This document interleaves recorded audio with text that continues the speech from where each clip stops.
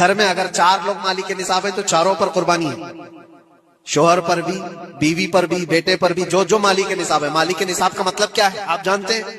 جس کے پاس 52.5 تولہ چاندی یا 7.5 تولہ سونا یا اس کے برابر کی قیمت ہو، دونوں میں سے کسی ایک کے برابر کی قیمت ہو۔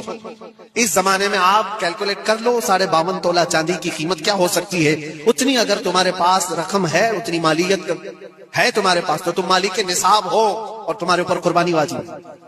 قربانی تمہارے اوپر واجب ہے، اور قربانی واجب ہونے کے لیے سال بھر پیسے ہونا ضروری نہیں، قربانی کے دنوں میں اگر وہ مالک نصاب ہوا تب بھی اس پر واجب ہے۔ زکوٰۃ کا حکم الگ ہے، قربانی کا حکم الگ ہے۔ اور پورے گھر کی طرف سے ایک بکرا قربان کیا تو کسی کا بھی نہیں ہوا۔ اگر 4 لوگ گھر میں رہتے تھے اور چاروں کی طرف سے ایک بکرا ذبح کیا اور چاروں کا نام لیا گیا ہے تو کسی کے نام سے قربانی نہیں ہوئی، کیونکہ پرٹیکولر ایک ہی کی طرف سے قربانی ہو سکتی ہے۔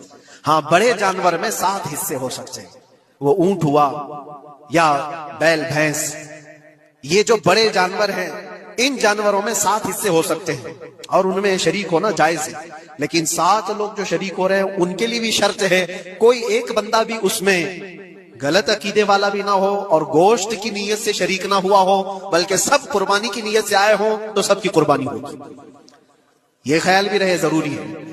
اب حالات ایسے آ گئے کہ سب کے لیے ایک بکرا لینا اگر طاقت کے بھر نہیں ہے، استطاعت نہیں ہے، تو وہ بڑے جانور میں حصہ لے سکتے ہیں جہاں پر یہ قربانیاں ہو رہی ہیں، شریک ہو سکتے ہیں۔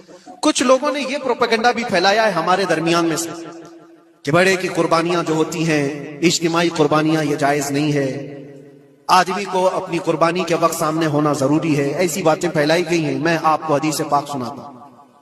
اللہ کے نبی صلی اللہ تعالیٰ علیہ وسلم نے ارشاد فرمایا حضرت فاطمہ سے، کہا ہے فاطمہ اپنی قربانی کے وقت سامنے رہو، قربانی کے خون کا قطرہ زمین پر گرنے سے پہلے اللہ تعالیٰ تمہارے پچھلے سارے گناہ معاف فرمائے گا۔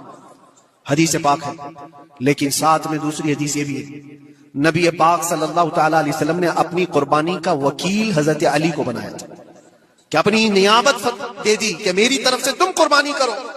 اس طرح سے جو مسلمان استطاعت نہیں رکھتا خود کرنے کی، وہ اپنی جانب سے کسی دوسرے کو وکیل بنا سکتا ہے، شرعاً جائز ہے۔ کسی کو بھی وکالت دی جا سکتی، نیابت دی جا سکتی ہے، میری طرف سے تم قربانی کرو۔ جیسے کہ گھر میں کوئی عورت مالک نصاب ہے، اگر یہ حکم ہوتا کہ عورت خود جا کر کے کرے تو کہاں سے کرتی؟ عورت کسی کو وکیل بنا سکتی ہے، اپنے شوہر کو کہہ دی یا کسی کو دے دیا پیسے کہ میری جانب سے تم قربانی کرو، یہ جائز ہے بالکل۔ جن لوگوں نے یہ پروپیگنڈا پھیلایا ہے ہمارے درمیان میں کہ قربانیاں نہیں ہوتی، وہ جاہل لوگ ہیں، پڑھے لکھے لوگ نہیں ہیں۔